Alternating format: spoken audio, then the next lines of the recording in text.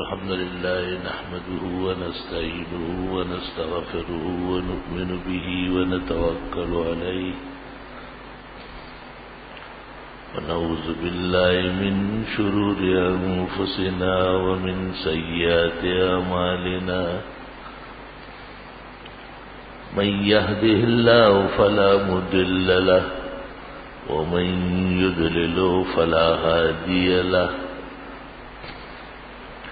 ونشهد أن لا إله إلا الله وحده لا شريك له ونشهد أن سيدنا ونبينا ومولانا محمدا أحمد عبده ورسوله أرسله الله تعالى إلى كافة الخلق بين يدي الساعة بشيرا ونذيرا وداعيا إلى الله بإذنه وسراجا منيرا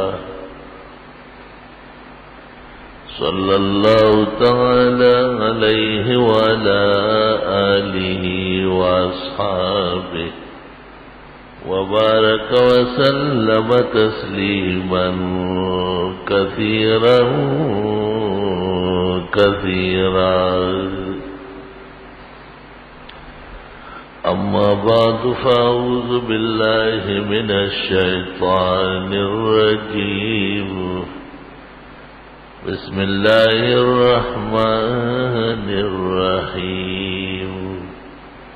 إن الله اصطفى لكم الدين فلا تموتن إلا وأنتم مسلمون. قال النبي صلى الله عليه وسلم لا ترجعوا بعدي كفارا يضرب بعضكم رقاب بعض.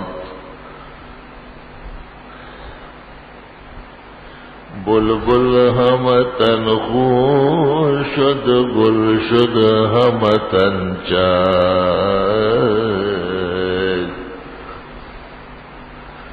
بلبل همتن خوش شد گل شد همتن چاک. اے ہائے بہاری اگر یہ است بہاری. اللهم صل وسلم على سيدنا ومولانا محمد وعلى آله وأصحابه وبارك وسلم عليه. هو الحبيب الذي ترجى شفاعته لكل هول من الأهوال مقتحمين. فمبلغ العلم فيه أنه بشر وأنه خير خلق الله كلهم. وكل آية أتى الرسل الكرام بها فإنما اتصلت من نوره بهم. مولاي صل وسلم دائما أبدا على حبيبك خير الخلق كلهم.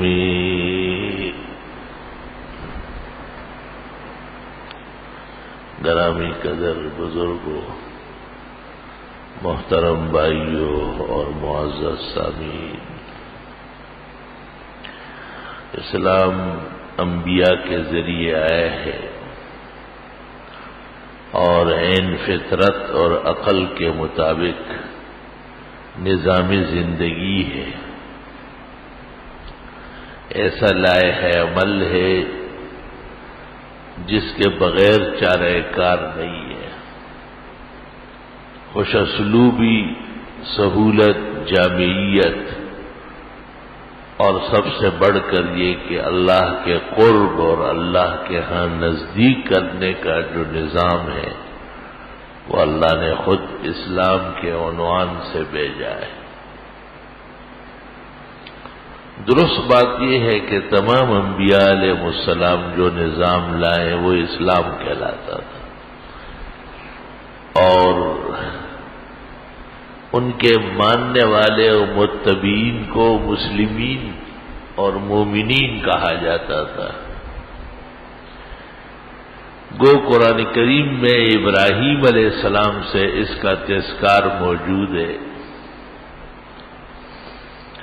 اس کی وجہ یہ کہ یعقوب علیہ السلام کے 12 بیٹے اور ان میں بڑا یہودا، اس سے یہودیت چلی تھی،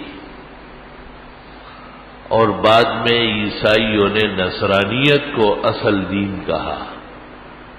اس پر قرآن نے کہا ما کان ابراہیم یہودیا ولا نصرانیا ولکن کان حنیفا مسلما وما کان من المشرکین۔ ابراہیم علیہ السلام نہ یہودی تھے، نہ نصرانی تھے، اور نہ مشرک تھے، وہ پکے جچے تلے مسلمان تھے۔ اور سورۃ حج کے اخیر میں کہا ہے وہ سماکم المسلمین، انہوں نے تمہارا نام مسلم رکھا ہے۔ ابراہیم علیہ السلام کی ایک دعا بھی تعمیر کعبہ کی تکمیل پر قرآن کریم میں ہے، ربنا وجعلنا مسلمین لک ومن ذریتنا امۃ مسلمۃ لک، کہ خدایا مجھے اور میرے بیٹے حضرت اسماعیل کو اور ہماری آل و اولاد کو مسلم بنایا رکھے۔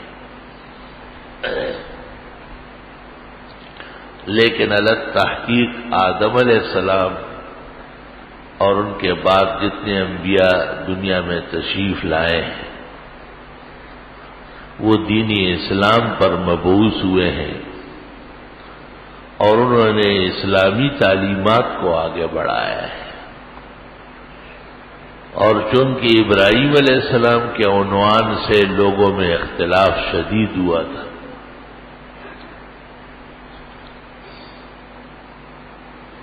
ابراہیم علیہ السلام کی قربانیاں بہت زیادہ ہے۔ ایک بیٹے کو کعبے کے جوار میں ذبح کے لیے پیش کیا اور جنتی مینڈا آیا، قیامت تک قربانی تجویز ہوئی اور وہ بچ گئے۔ دوسرے بیٹے کو بیت المقدس کو قبلہ بنانے کے لیے اسحاق علیہ السلام کو پیش کیا تھا، ان کے بدلے میں بھی جنت سے مینڈا آیا اور وہ بچ گئے، اور ان کے بدلے میں بھی اسرائیلیوں کے ہاں قربانی تجویز ہوئی، کیونکہ کوئی کعبہ بیت اللہ بن نہیں سکتا جب تک اس کے جوار میں نبی ذبح کے لیے پیش نہ ہو۔ قاعدۃ اصولیۃ عند عوارف ھذا المیدان،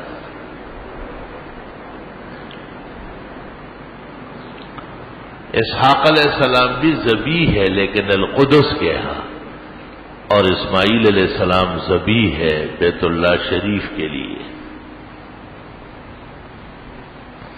جس طرح کعبے کی تعمیر بھی ابراہیم علیہ السلام نے کی بنیاد رکھ کر، اور اس کے ٹھیک 40 سال بعد بیت المقدس بنیاد رکھی اور تعمیر فرمائی۔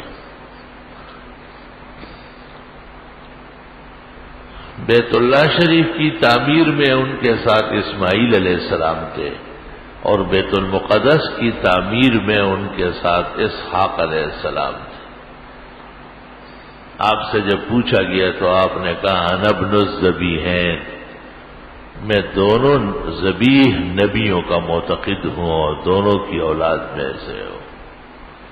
اگرچہ اس روایت کی اور بھی تعویلات محدثین نے کی ہے، لیکن اس وقت یہی موضوع ہے۔ اسلام انبیاء علیہ السلام کے ذریعے آیا ہے۔ انسانی فطرت اور عقل کے عین مطابق ہے، انسانی ضروریات پر مشتمل ہے اور انسان کے فضل اور کمال کو محفوظ رکھنے والا اور اس کی صلاحیتوں کو آگے بڑھانے والا دین ہے۔ حدیث شریف میں ہے، آپ سے ایک شخص نے پوچھا کہ میں نے زمانے جاہلیت میں یہ نظر مانی تھی کہ میں بیت اللہ شریف میں اتنی رکعت پڑھوں گا۔ جاہلی دور میں، جس وقت وہ مسلمان بھی نہیں تھے، اور میں نے اپنے کسی کام کے لیے یہ کہا تھا کہ اگر اللہ نے میری یہ مشکل حل کر لی تو میں اتنی رکعت پڑھوں گا۔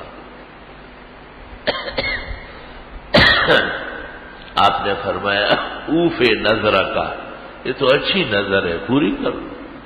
نمازیں پڑھنا ایک بہترین کام ہے۔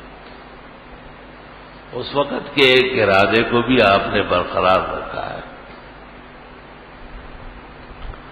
اور آپ سے پوچھا گیا کہ امور اتحنس بہا فی الجاہلیہ،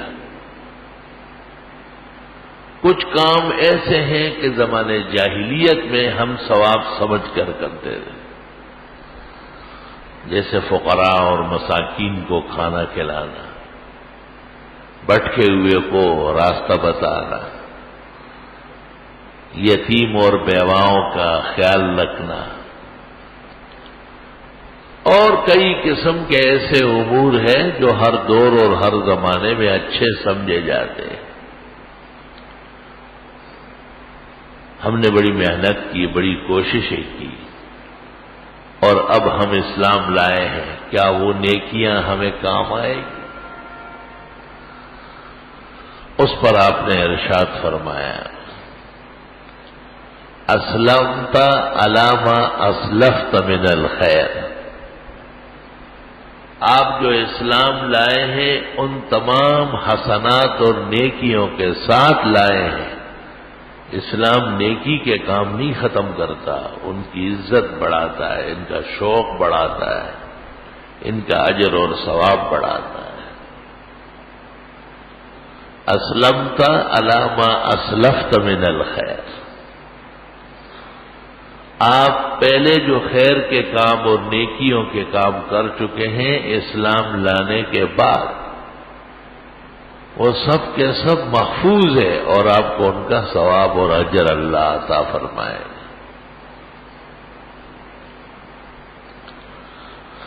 آپ نے فرمایا کچھ لوگ ایسے ہیں جن کو دوہرا اجر ملے گا۔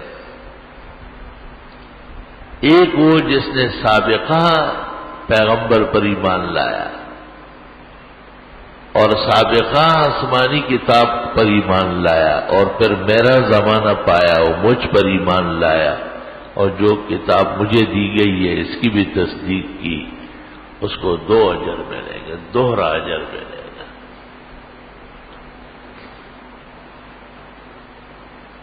اسلمت علی ما اسلفت،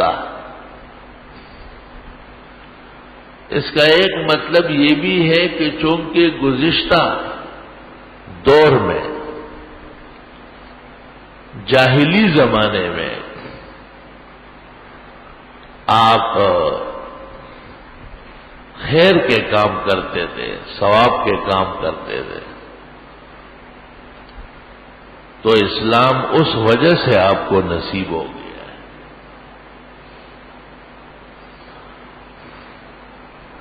کچھ کام ایسے ہیں جن کی وجہ سے خیر بڑھتی ہے، جیسے کہ کچھ اعمال ایسے ہیں جن کی وجہ سے خیر کٹ جاتی ہے، رک جاتی ہے۔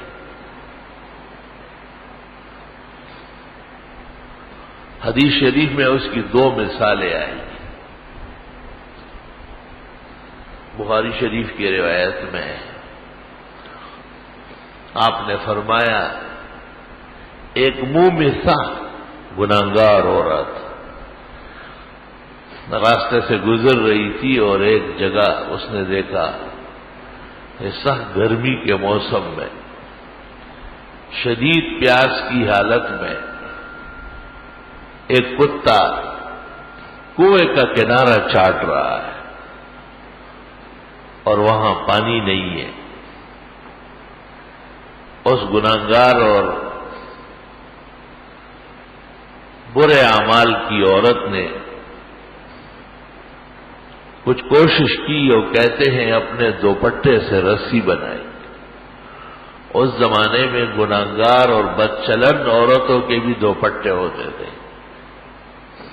وہ بابوؤں کی طرح گلیوں میں نہیں پھرتی تھی اور اس زمانے کے نیک چلنی کی دعوے کرنے والی بھی بغیر حجاب اور دوپٹے کے پھرنے لگی. اور اس نے اپنا جوتا یا موزہ اتارا اور اس سے ڈول بنایا اور بڑی تکلیف اور مشقت سے وہ کنویں سے پانی نکالا اور جگہ جگہ ڈالتی رہی اور اس کتے کو سیراب کر لیا. فشکر اللہ لہا ذالک، بخاری شریف میں ہے اللہ تعالیٰ نے اس کے اس نیکی کی قدر کی اور فغفر لہا، اور اس کی مغفرت فرما دی.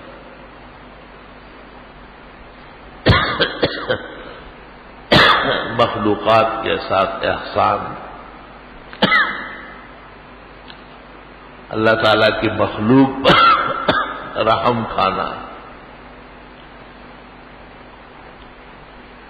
یہ ان اعمال میں سے ہیں جن کے بعد نیکیاں بڑھتی ہے اور نیکیاں ملتی ہے، نیکیوں کی توفیق ہو جاتی ہے. اصل مسئلہ بھی یہ ہے کہ اس نیکی کے بعد اس خاتون کو نیکیوں کی توفیق ہونے لگی اور مطلوبہ اور مذکورہ گناہ سے توبہ نصیب ہونے لگی. یہ توبہ اتنی قوی ہو گئی کہ گناہ کا اثر تک نہیں رہا اور یہ توبہ اتنی تکڑی ہوتی گئی کہ نیکیاں کرنا دشوار نہیں رہا. فشکر اللہ لہا کا مطلب یہ ہے کہ اللہ تعالیٰ نے اس نیکی کی قدردانی کی. نیکی کی جب قدر ہو جاتی ہے تو نیکیاں آسان ہو جاتی ہیں. بخلاف کسی برے عمل کے جس کے بعد صراحتاً نیکیاں چھننا شروع ہو جاتی ہیں اور گناہوں کی طرف طبیعت راغب ہو جاتی ہے. نیکیوں کی وادی چھٹ جاتی ہے اور گناہوں کا مرغزار جھاڑیاں وہ پھیلنے لگتی ہے. احاطت بہم خطیئات ہو، قرآن ایسے موقع پہ کہتا ہے احاطت بھی خطیئت، کہ گناہوں نے اس کو گھیر لیا. شاہ عبد القادر محدث دہلوی اپنی تفسیر موضح میں لکھتے ہیں گناہوں کے گھیرنے کا مطلب یہ کہ گناہی گناہ کرتے رہے اور نیکیوں کی رغبت نہ ہوئی اور نہ گناہ سے توبہ نصیب ہوئی. احاطت بھی خطیئت، گناہوں نے بری طرح گھیر لیا ہے. تو کچھ نیکیاں ایسی ہیں جو اور نیکیوں کے لیے سبب بنتی ہے اور کچھ اعمال ایسے ہیں جو گناہوں کا سبب بنتے ہیں. لا الہ الا اللہ، استغفر اللہ واتوب الیہ.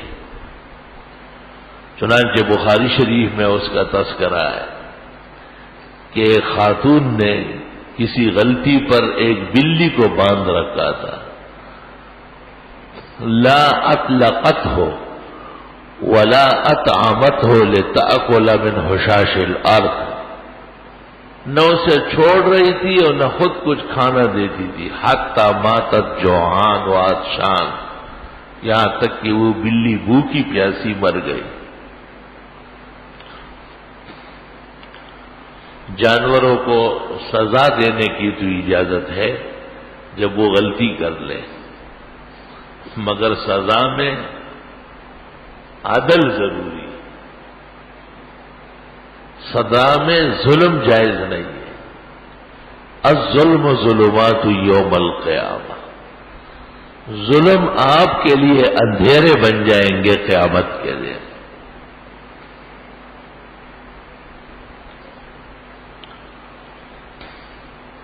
ظلم سے بچنا ہی مومن کا کارنامہ ہے۔ الذین آمنوا ولم یلبسوا ایمانہم بظلم، ایمان کے بعد ظلم سے بچنا، تب جا کے ایمان ہوگا۔ ایمان کہاں رہے گا جب آپ ظالم ہیں، خون خوار ہیں، دہشت گرد ہیں، خون خرابے کے در پہ کسی بھی عنوان سے۔ ایک بلی بغیر قصور کے، بلکہ قصور کے بعد ضرورت سے زیادہ سزا دینے سے ایک خاتون اتنی مجرم ٹھہری کہ اللہ نے اس کے لیے جہنم لازم کر لی۔ اس زمانے پیغمبر کو اطلاع کر دی گئی کہ اس گناہ کی وجہ سے یہ جہنمی ہو چکی ہے، جبکہ بلی ایک درندہ ہے، انہا سبع، بلی ایک ناپاک جانور ہے، وہ اس کا جسم اور لعاب انسانی محبت کی وجہ سے معاف کر دیا گیا، لیکن بقیہ نظام پورا کا پورا مردار ہے۔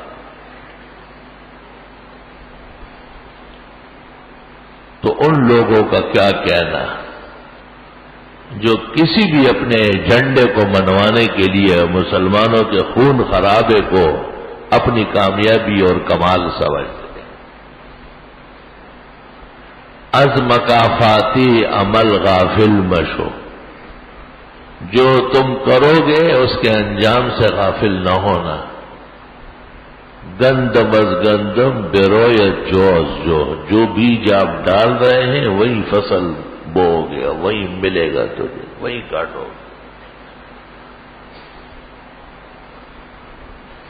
آپ کو یہ مکن دبل سڑی پلار کی اور چتستا بد کوئی پگاڑ اللہ سے، یہ حقیقت میں اپنے لیے کھڈے کھود رہے اور اپنی تباہی اور بربادی کی کوششیں ہیں جو زور و شور سے جاری۔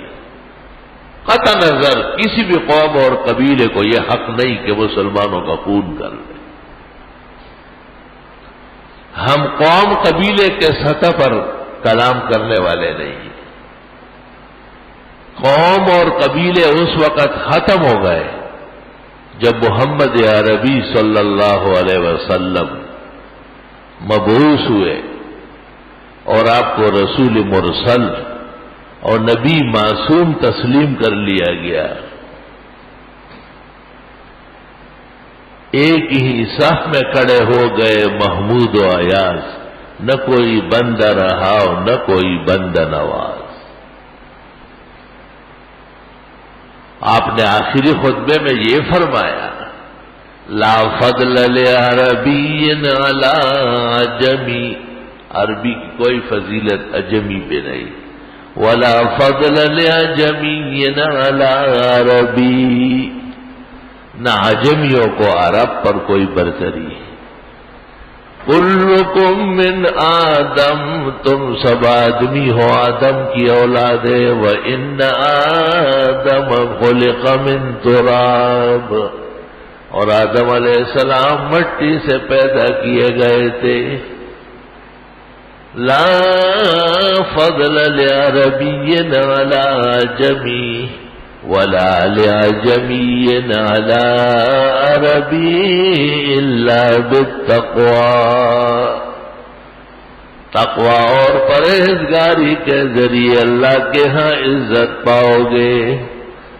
الا کرمکم عند اللہ اتقاکم، آپ سے پوچھا گیا، آپ نے جب فرمایا کہ عصبیت کا مرتکب جنت نہیں جائے گا اور وہ جنت کی خوشبو بھی نہیں مہک سکے گا، پا سکے گا، تو آپ سے کہا گیا امن العصبیت ان یحب الرجل قومہ، یہ عصبیت ہے، ناجائز ہے کہ کسی کو قوم سے محبت ہو؟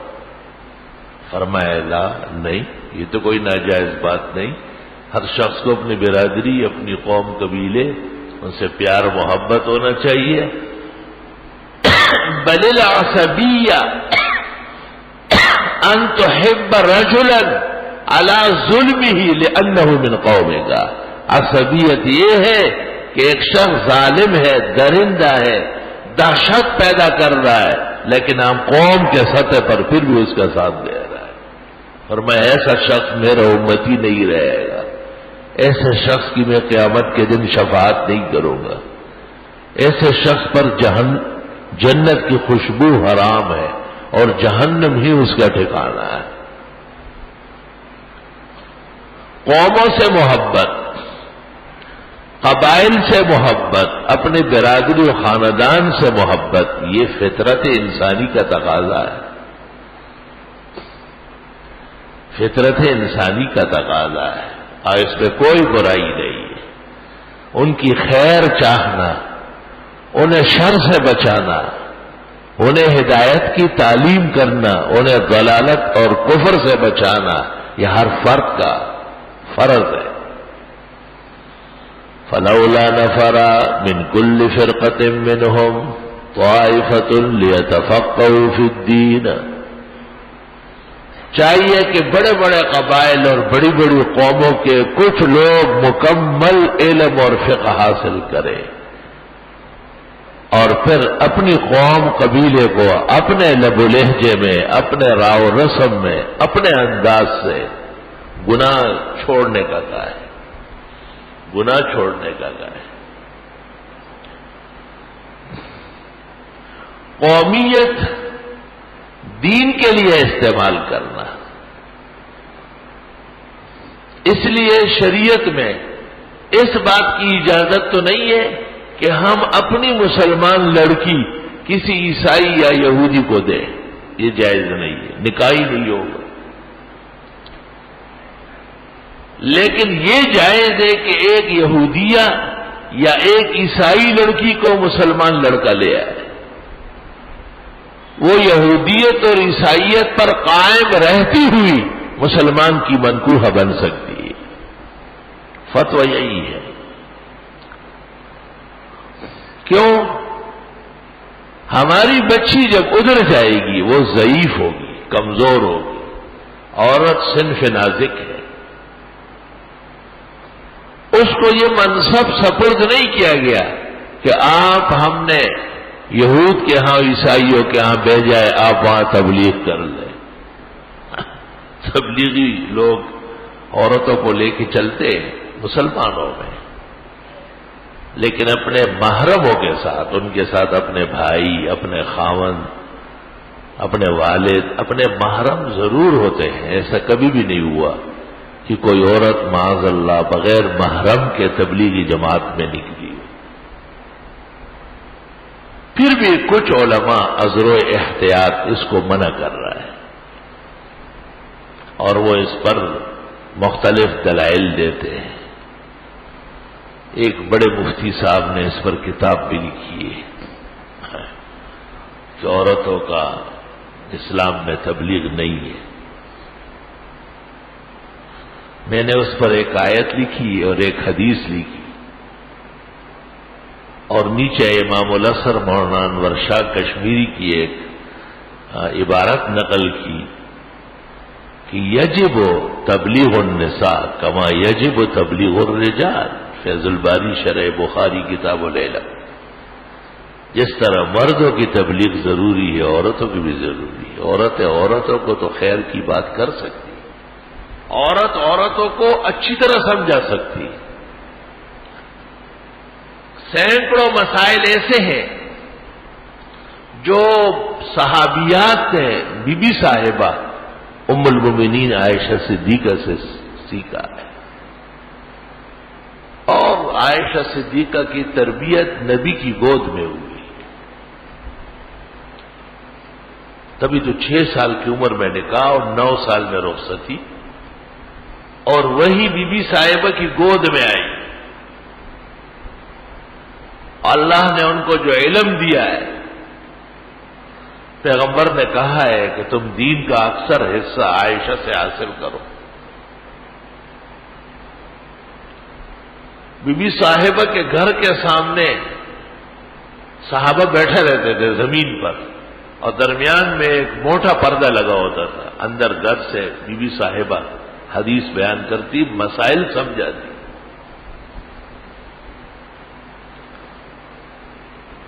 اللہ جل جلالہ نے اتنی سمجھ عطا فرمائی تھی کہ بڑے بڑے صحابہ، حضرت عمر جیسے کبار صحابی جلیل القدر ممبر پر خطبے کے دوران بی بی صاحبہ نے اندر سے ٹوک دیا، پرچی فوراً بھیجی کہ ایسا نہیں ایسا، حضرت عمر نے واپس ہو کر پلٹ کر دوسرا اعلان کیا۔ ام المومنین یہ فرماتی، ام المومنین نے یہ بتا دیا تھا۔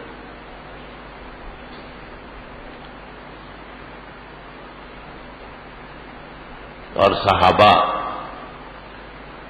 ان کے عزیز اور قریب کو ان کی نوکرانی اور کنیز کے پاس بھیجتے تھے کہ آپ بی بی صاحبہ کے اوقات معلوم کریں، کس وقت مناسب ہوگا، اور یہ مسئلہ ہمارا ان سے حل کرا دیں۔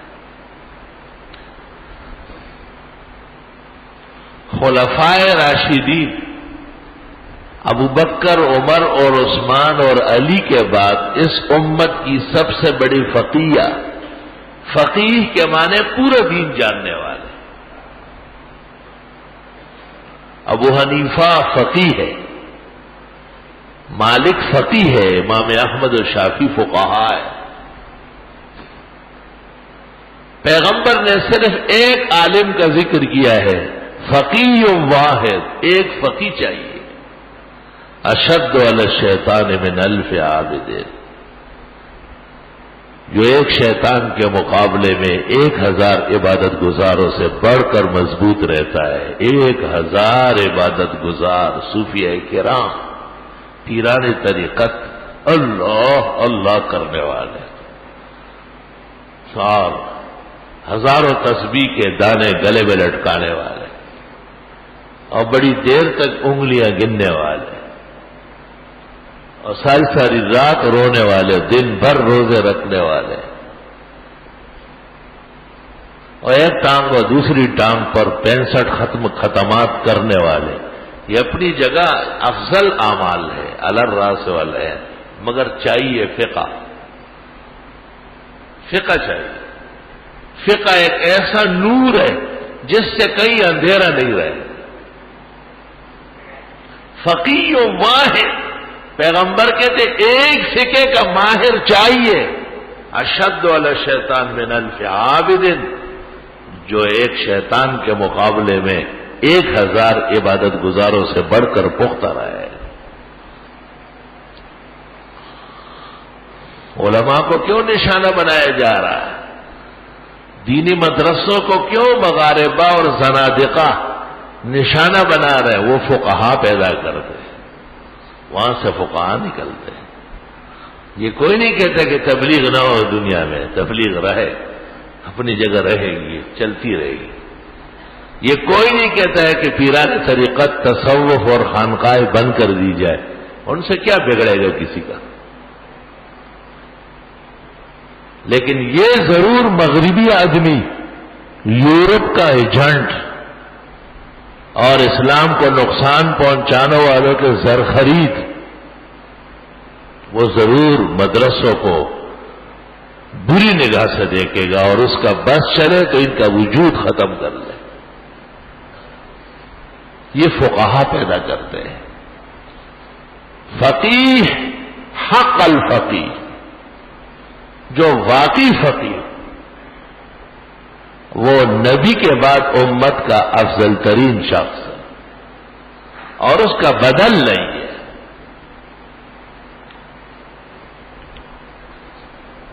1000 حافظ قرآن جمع ہے،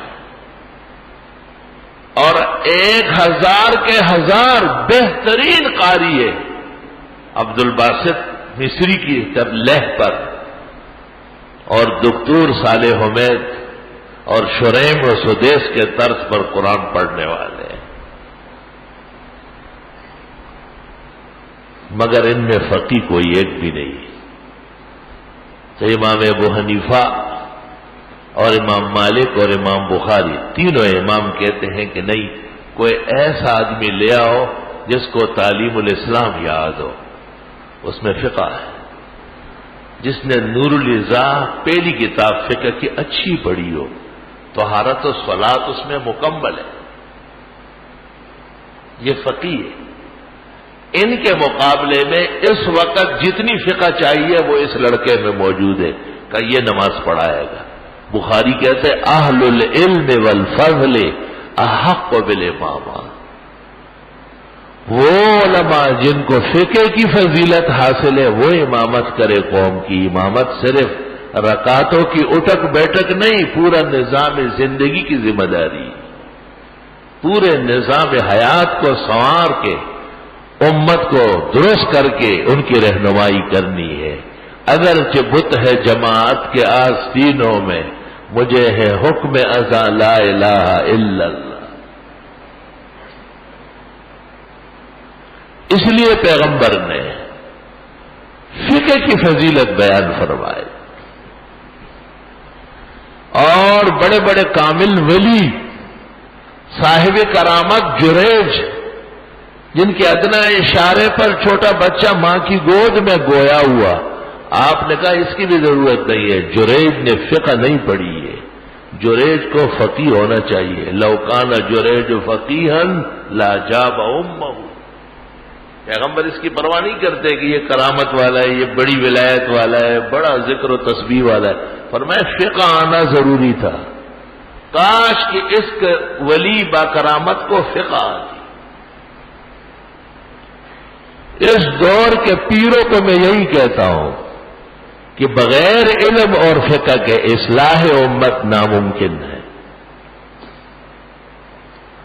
ملفوظات اور فرمودات میں وہ طاقت کہاں جو قرآن کریم میں اللہ نے طاقت رکھی ہے، جو جناب رسول اللہ صلی اللہ علیہ وسلم کی کامل و اکمل سیرت میں طاقت رکھی ہے۔ اب قرآن کا وہ حصہ جو جس مجلس کے لیے چاہیے، اور سنت اور حدیث کا وہ حصہ جو اس وقت امت کو چاہیے اور ضرورت ہے، وہ فقیہ نکال سکتا ہے۔ یہ فقیہ کی ذمہ داری ہے، نہ محدث کی ہے نہ مفسر کی ہے۔ اس لیے فقیہ واحد، ایک فقیہ چاہیے، ایک فقیہ مدرسہ پیدا کرے۔ ایک دارالعلوم اور جامعہ سینکڑوں ہزاروں فقہا پیدا کرتے ہیں۔ قوم میں شعور ہوتا، شعور ہو تو کر قربانیوں کو میری سجدہ، کہ آج دینی مدرسوں نے شرق اور غرب میں، ملک کے طول اور عرض میں کس شان کے فقہا، علماء، محدثین، مفسرین، خطباء، ائمہ اور مجاہدین پیدا فرمائے۔ یہ علیحدہ بات ہے۔ جہاد صحیح رخ پر چلے تو جہاد ہے، اور جب اس کا رخ غلط ہو جائے تو اس سے دہشت اور تخریب پیدا ہوتی ہے۔ مجھے خود سوات تحریک کے بڑے کا بیان پڑھ کر اخبارات میں خوف ہو گیا اور نہایت صدمہ ہوا کہ شاید یہ شخص راہ راست سے بھٹک رہا ہے۔ لیکن شریعت یا نظام عدل ایک فرق پر قائم نہیں ہوتا، وہ کتاب و سنت، اجماع، قیاس، فقہ حنفی کا پابند ہوتا ہے۔ ایک فرق تو ایک فرد ہے۔ امام اعظم امام ابو حنیفہ رحمۃ اللہ علیہ کے سینکڑوں اقوال ہیں جن پر فتویٰ نہیں ہوا، ان کے شاگردوں کے اقوال پر ہوا۔ ایسے بھی ہے کہ نہ ان کے قول پر نہ ان کے شاگردوں پر، شاگردوں کے شاگردوں کے اقوال پر فتویٰ آ گیا، جس میں امت کی خیر ہو، مسلمانوں کا بھلا ہو۔ فقیہ کس کو کہتے ہیں؟ ایک مثال دیتا ہوں۔ یہ سب کو پتہ نہیں ہے کہ مرد کے لیے ختان سنت ہے، ختنہ. ایک غیر مسلم مسلمان ہوا، اس نے کلمہ پڑھا. ابھی بھی اللہ کے فضل سے کل پرسوں ایک بہت ذمہ دار شخص عیسائیوں کا وہ اسلام میں مشرف ہوا ہے. 2-3 سال تک اس عاجز فقیر کے پاس آتا رہا، باز کرتا تھا، کتابیں دیکھتا تھا. میں نے اس سے ایک قول لیا تھا کہ آپ غیر حاضر نہیں ہوں گے، چھوڑیں گے نہیں سلسلہ. آپ جہان بھر کے پادریوں سے مشاورت کریں اور ان کے مطالعے میں حاضر ہوں. اس نے یہ وعدہ کیا اور اس پر قائم رہا. اور میں نے کہا اسلام کے خلاف جو بھی شوش آپ تک پہنچے مجھے ایک دفعہ سنانا ضروری ہے. اس نے اس 3-4 سال میں جتنی بھی باتیں کہی وہ اسلام کی باتیں تھی ہی نہیں. وہ اسلام ان کو رد کر رہا ہے اور رد کر چکا ہے. ان باتوں کو اس کے منہ میں دیا جاتا تھا. وہ سمجھ گیا. مجھے کہا اسلام میں کوئی بھی غلطی نہیں. میں نے کہا حاشا و کلا، کوئی غلطی نہیں. غلطی جس میں ہو وہ اسلام ہے ہی نہیں. وہی میں کیوں غلطی ہو؟ غلطی ہو تو ہمارے سمجھانے میں ہو، ہماری سمجھ میں ہو، ہمارے انداز میں ہو. لیکن اسلام نکھرا ہوا صاف ستھرا، اس جیسی حقیقت آسمان و زمین میں نہیں.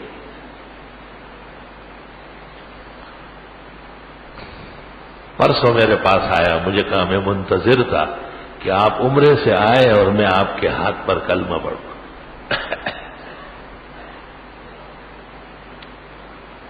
چونکہ کافی دنوں سے واقف تھا، بڑا دوست سا ہوا ہے.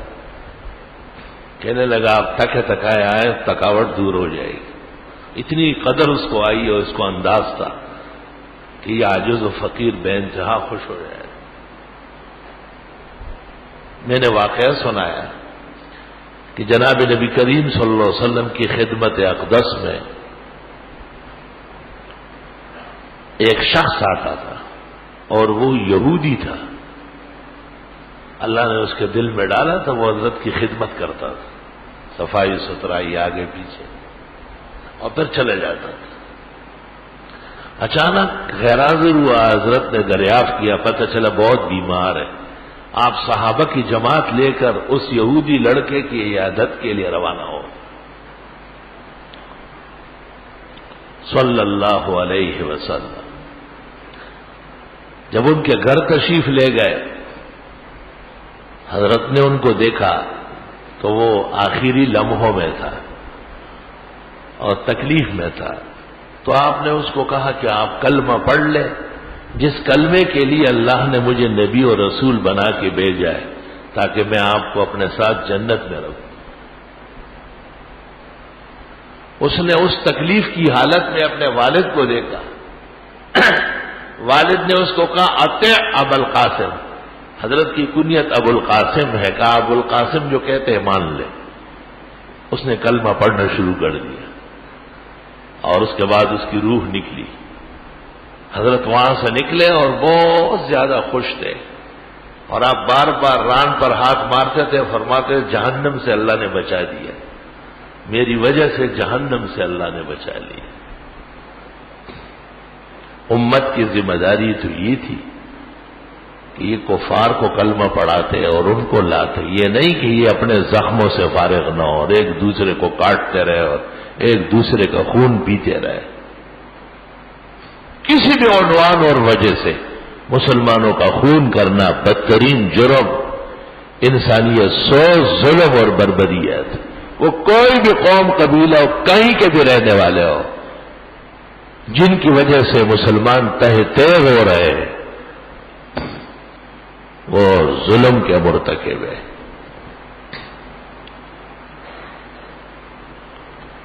استغفر اللہ واتوب الیہ. لا الہ الا اللہ وحدہ لا شریک لہ. ایک مثال دیتا ہوں کہ فقیہ و غیر فقیہ کا کیا فرق ہے. ایک شخص کلمہ پڑھتا ہے، مسلمان ہوتا ہے، بہت بڑی نعمت ہے. اللہ کا فرح دنیا کو ایمان نصیب فرمائے اور مسلمانوں کو یہ جذبہ صلاحیت عطا فرمائے کہ یہ غیر مسلموں کو اسلام کا کلمہ و تعلیم دے.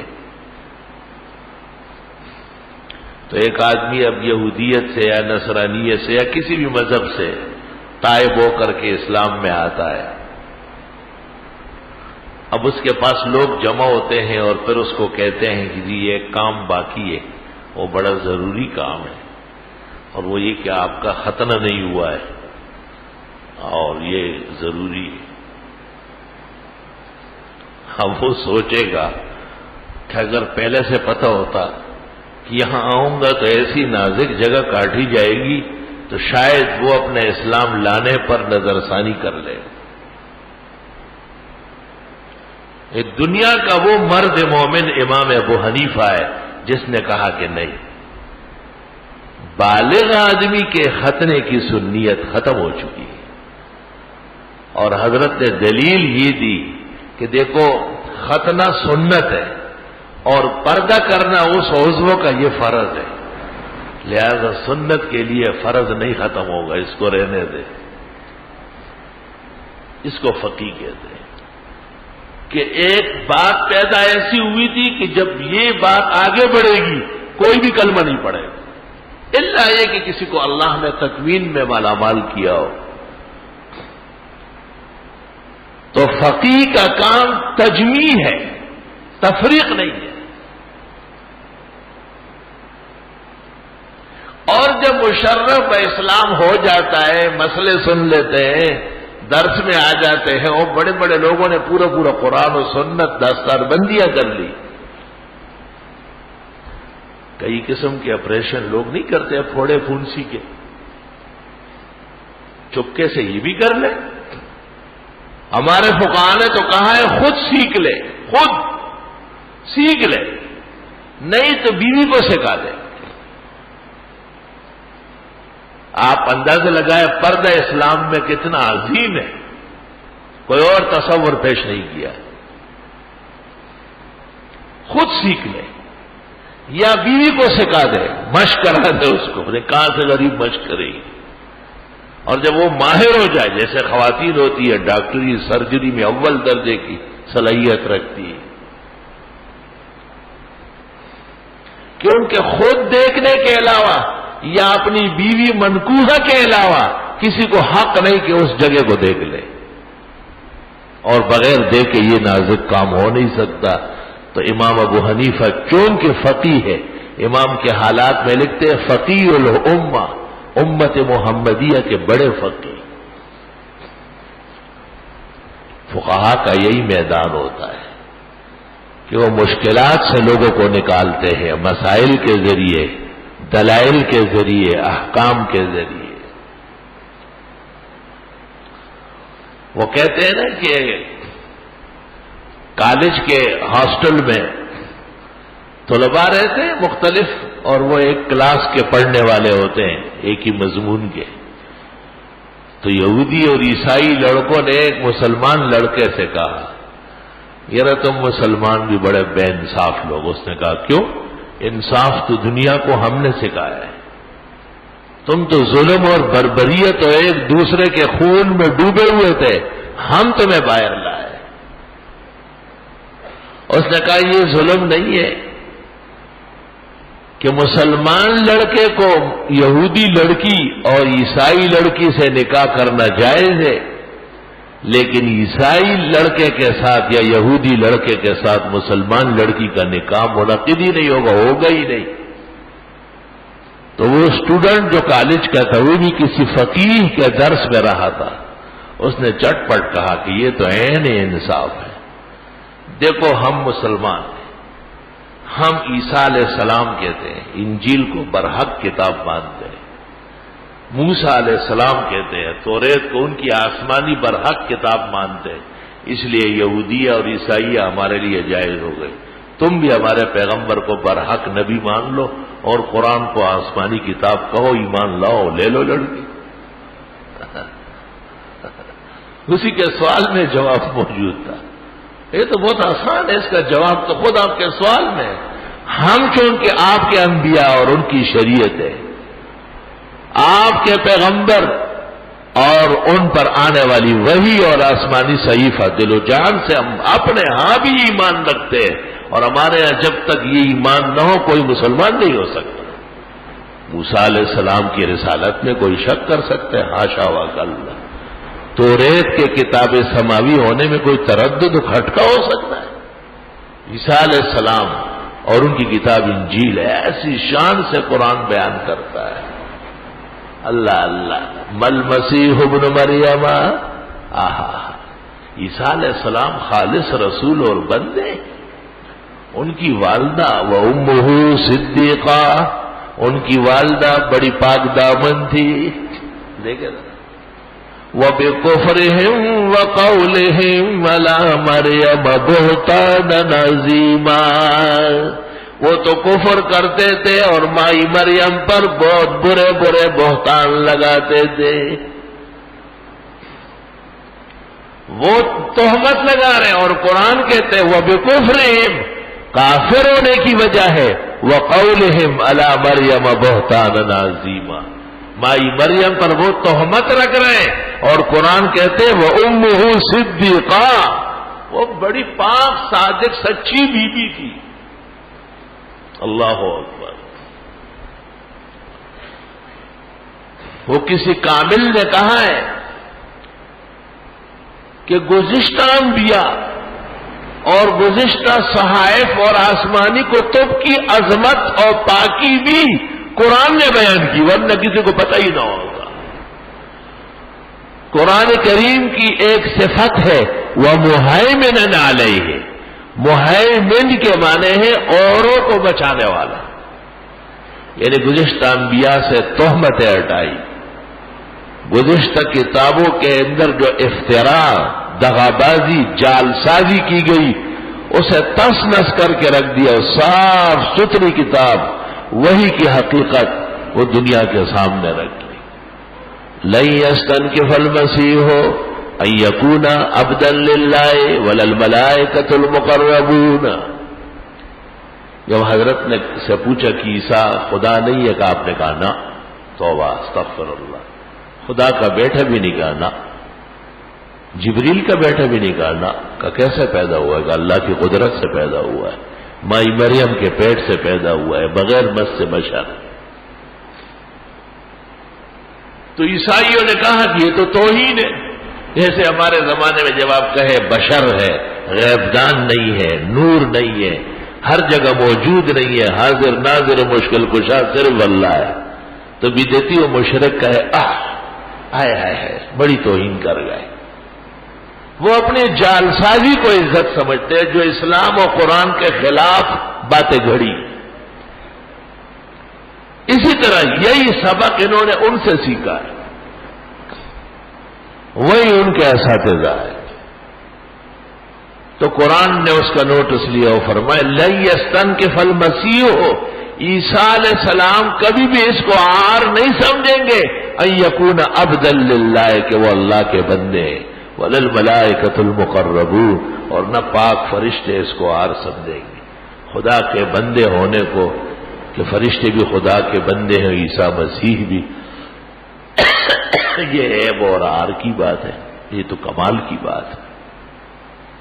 اور آگے فرمایا جو اللہ کی بندگی کو عیب سمجھے اور عار سمجھے، اللہ اس کو جہنم میں ڈال دے۔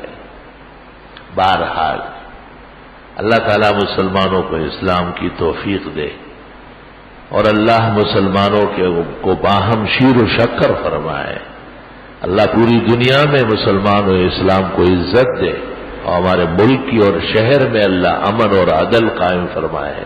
وآخر دعوانا الحمد للہ حمدا کثیرا وسبحان اللہ بکرۃ واصیلا، اللہ اکبر کبیرہ، اشہد ان لا الہ الا اللہ وحدہ لا شریک لہ، واشہد ان سیدنا ومولانا محمدا احمد عبدہ ورسولہ، ارسلہ اللہ تعالی الی کافۃ الخلق بین یدی الساعۃ بشیرا ونذیرا وداعیا الی اللہ باذنہ وسراجا منیرا، اما بعد فقد قال النبي صلى الله عليه وسلم الدين والنصيحة قيل لمن يا رسول الله؟ قال لله ولرسوله ولأئمة المسلمين، وفي رواية ولعامته.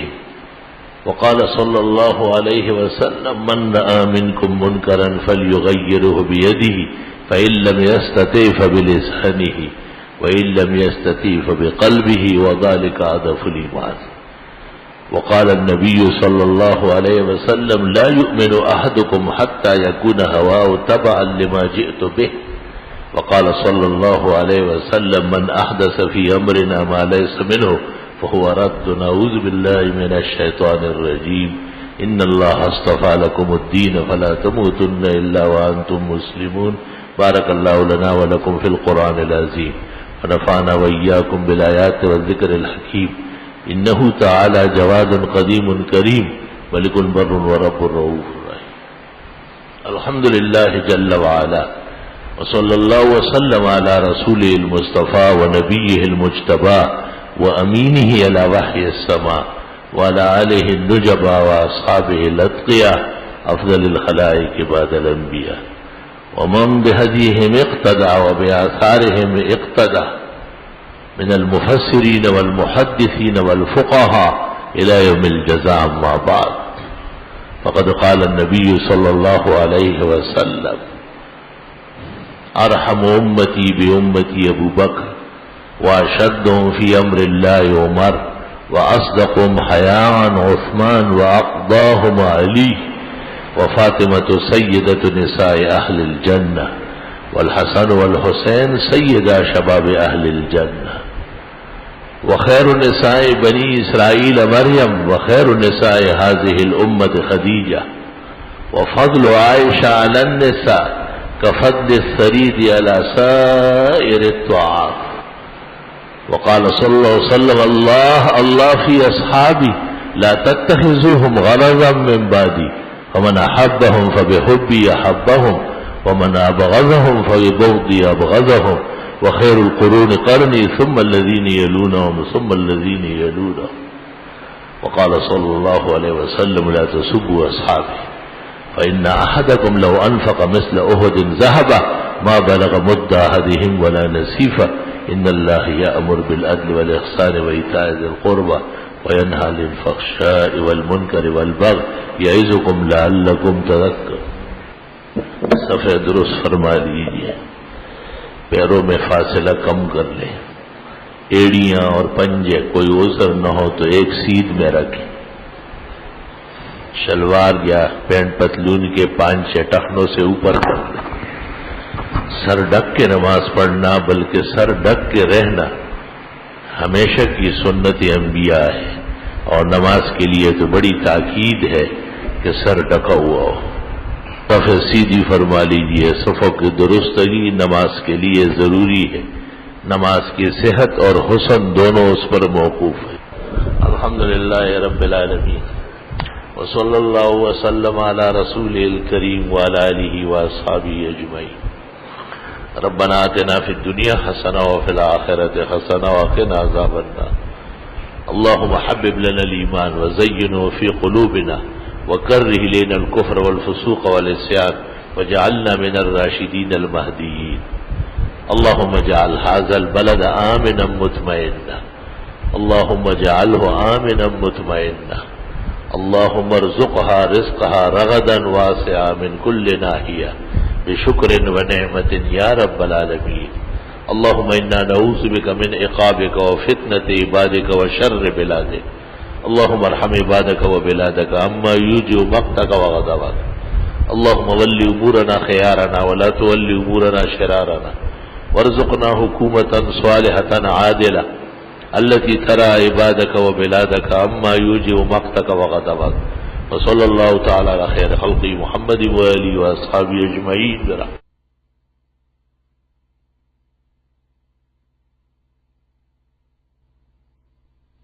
اللہ بسم اللہ الرحمن الرحیم۔ جو آگے بڑھ رہے ہیں وہ نمازیوں کا پورا خیال رکھیں۔ اگر کسی نے نبی کریم صلی اللہ علیہ وسلم کو خواب میں دیکھا اور اس کے بعد گناہ کیا تو پھر بھی اس پر جہنم حرام ہے، پہلی بات تو یہ کہ یہ کسی حدیث میں نہیں ہے کہ جس نے نبی کو خواب میں دیکھا اس پر جان نہ مارا. یہ آپ نے اپنی طرف سے بنائی گھڑی ہوئی، شیطان نے آپ کے دل میں یہ بات ڈالی. وہ ابو جہل جو 1000 مرتبہ دن میں دیکھتا تھا وہ جہنمی نہیں ہوا ہے کہ، بلکہ تجربہ یہ ہے کہ جو دیکھتے ہیں اور پھر بھی بچتے نہیں ہیں وہ جہنمی ہونے کی علامت ہے. مہر نبوت ثبت ہو رہی ہے اس کے کفر اور جہنمی ہونے پر. خواب میں جب حضرت صلی اللہ علیہ وسلم کو دیکھا جائے اور وہ شریعت پر مستقیم ہو تو فضل اور شرف ہے، ورنہ خواب تو بہت چھوٹی چیز ہے. وہ مکے کے مشرکین دن دہاڑے رات بھر ہر وقت دیکھتے تھے، پھر بھی وہ ٹس سے مس نہیں ہوئے. جیسے کافر تھے ایسے ہی دنیا سے گزر گئے. اس لیے علماء خواب کے احکام نہیں مانتے. پوچھا ہے کیا ہم منزل روز پڑھ سکتے ہیں؟ منزل سے مراد اگر قرآن ہے تو روز پڑھ سکتے ہیں.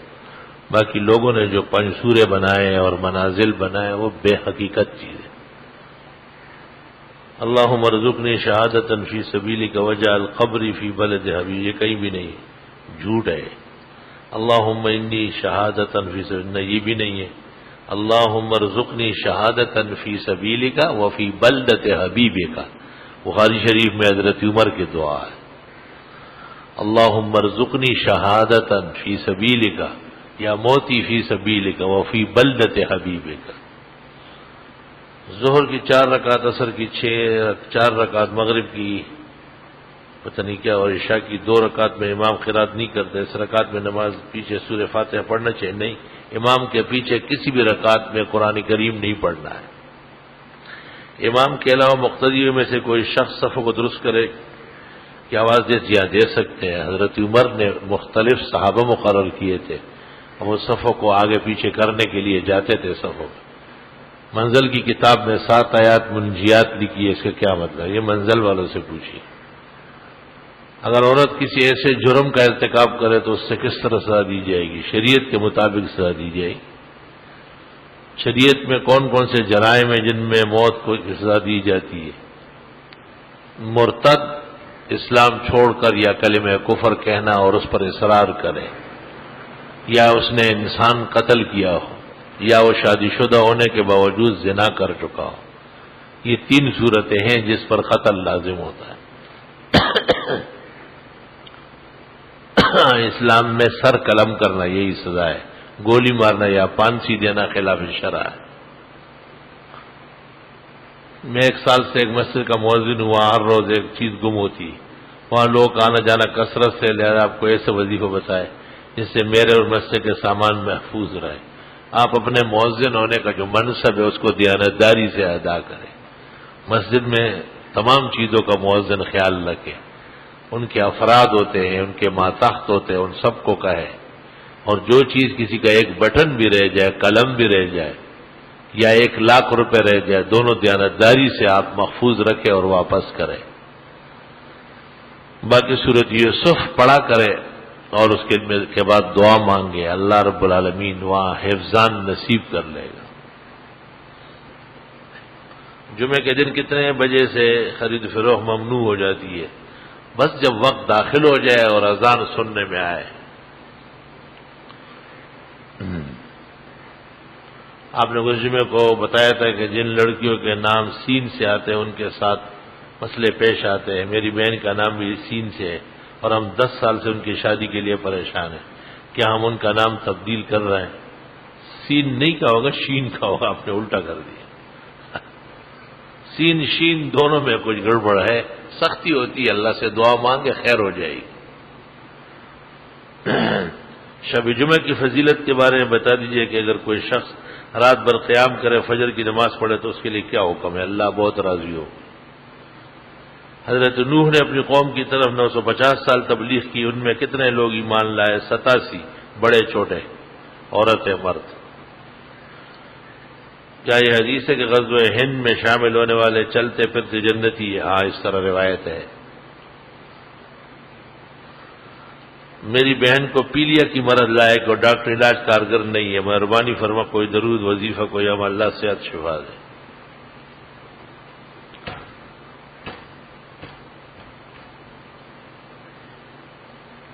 لکھا ہے کہ اللہ تعالیٰ آپ کو صحت و تندرستی اور ایمان کی سلامتی کے ساتھ ہمارے دینی معاملات میں رہنمائی کے لیے اللہ آپ کو لمبی عمر اور آپ کا سایہ دیر تک سلامت رکھا، آمین۔ پچھلے دنوں ایک ٹی وی پروگرام میں ایک مفتی صاحب نے فرمایا کہ موت کے بعد انسان اپنے والدین جو فوت ہو چکے ہیں ان سے مل سکے گا اور ان کو میدان حشر میں پہچان سکے گا کہ یہ درست ہے، ہاں یہ درست ہے۔ آپ نے قضا نمازوں کے ادا کرنے کا طریقہ بتایا، پوچھنا ہے کہ کیا قضا نماز ظہری کے وقت نہیں، کسی وقت بھی جس میں نوافل اور نماز جیسے زور سے اثر تک کا وقت، اس میں قضا جائز ہے۔ مغرب سے عشاء تک قضا جائز ہے۔ فجر سورج نکلنے کے بعد دوپہر زوال تک قضا جائز ہے۔ اس میں کئی 20 25 30 نمازیں پڑھی جا سکتی۔ پچھلے جمعے کو میں نے آپ کی خدمت میں عرض کیا تھا کہ آپ کی کوئی کتاب جن میں زندگی کے مختلف معاملات پر فتوے ہو، اس طرح سعودی عرب کے مفتی عبدالعزیز بن باز کی کتاب ہے جس کا نام فتاوا ہے، یا کوئی ایسی کتاب جس کے مطالعے سے ہم مختلف مسائل میں رہنمائی، اللہ تعالیٰ سے ہم آپ کے لیے دعا گو ہیں۔ آپ سے جو رسائل ہمارے شائع ہوئے ہیں وہ آپ حاصل کریں۔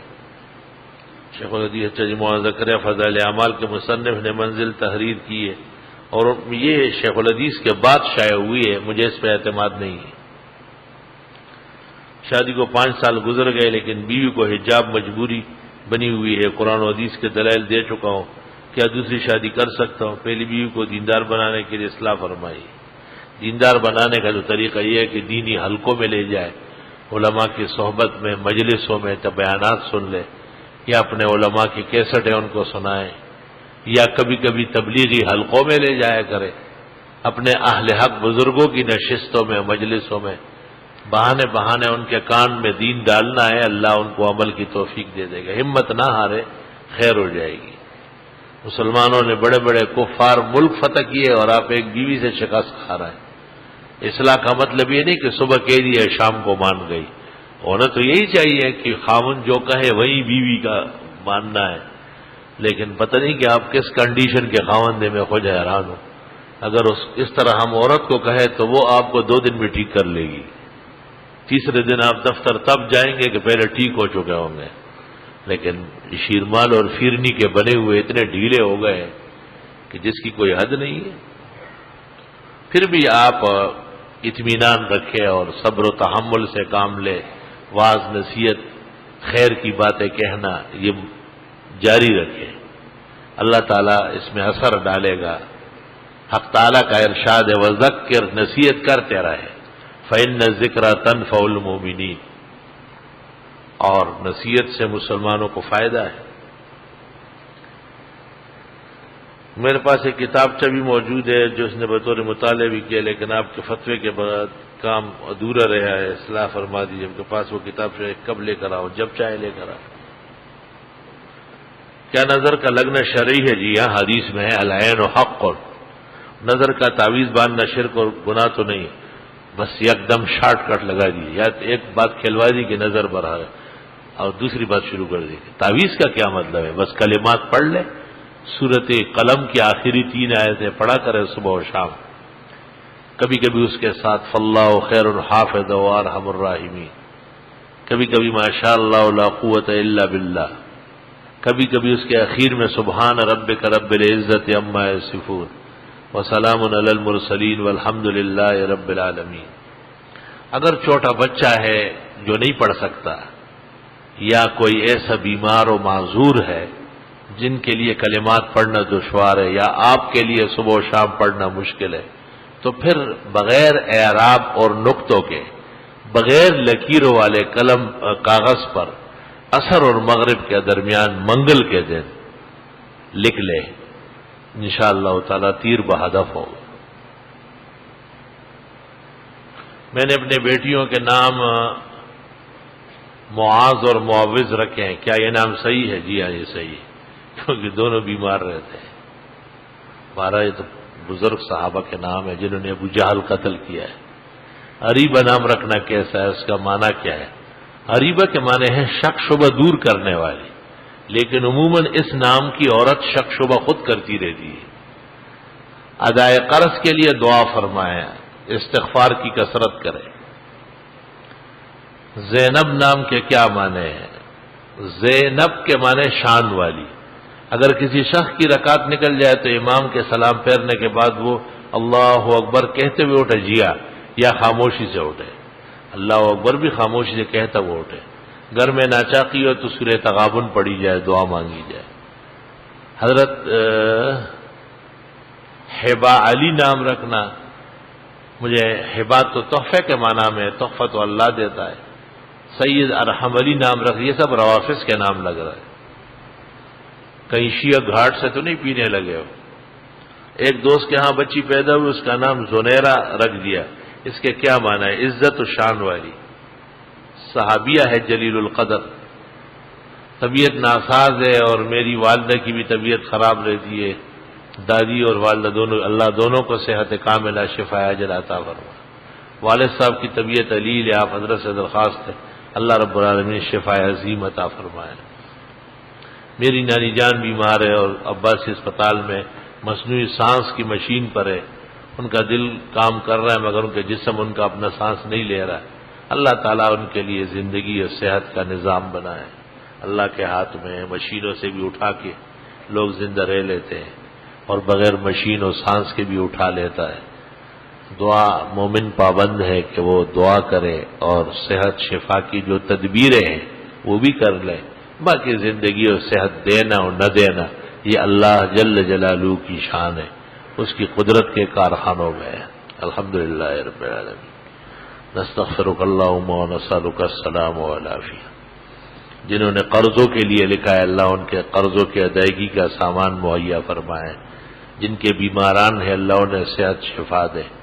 ہمارے جامعہ کے ناظم مولانا سہیل احمد صاحب علیل ہے, دعا فرمائے اللہ تعالیٰ انہیں صحت کاملہ شفا عاجلہ عطا فرمائے. محقق الاثر امام اہل سنت فخر مفخر دیوبند و احناف حضرت مولانا سرفراز خان صاحب صفدر کے لیے بھی مغفرت کی دعا فرمائے.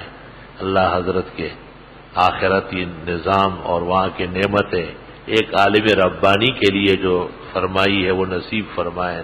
ان کی اولاد در اولاد جملہ تلاميذ منتسبین معتقدین اور ان کے کتب سے منتفعین کو اللہ خوب اجور عظیمہ اور صبور نصیب فرمائے.